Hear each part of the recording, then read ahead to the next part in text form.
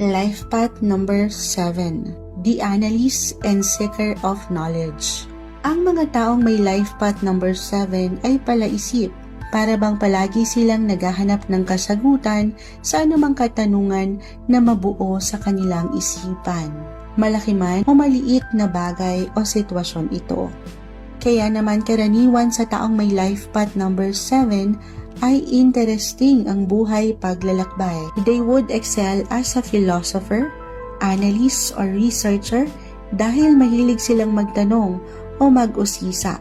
They always seek knowledge and they never stop learning. But most of all, they love solitude. Nai-enjoy nila ang mag-isa. Once in a while, kailangan rin nilang mag-recharge ng kanilang enerhiya. Karaniwan sa may mga life path number 7 ay may pagka-loner or introvert, and they are proud of these qualities because they are independent and intelligent but also sensitive.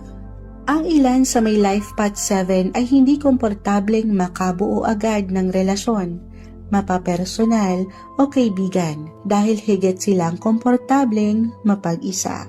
It can take a long time for someone else to get to know a person with life path number 7. Maari kasing maraming tumatakbo sa isipan nito, kaya naman minsan sila ay hindi maiwasang ma-misinterpret ng ibang tao.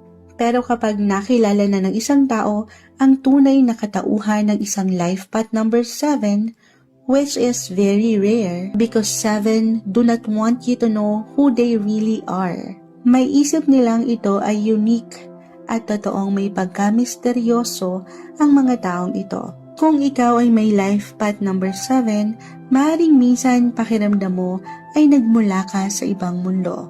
Pakiramdam mo ikaw ay lumang tao or you feel like an old soul. Kaya naman may tendency na medyo mahirapan ng mga 7 na makatagpo ng totoong makakasundo nito at maunawaan ang kanilang personalidad. Dahil maaaring kakaiba ang dating ng mga 7 para sa iba.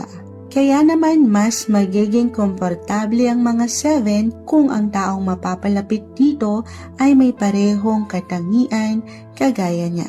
Isa sa purpose na alam ng mga 7, hindi pa man nila ito maisip or ma-realize agad-agad sa kanilang buhay ay ang magkaroon ng mas malalim na koneksyon at balanse sa kanilang mga sarili. Si Chris Aquino, na kilalang personalidad, ay isa sa halimbawa ng may life path number 7.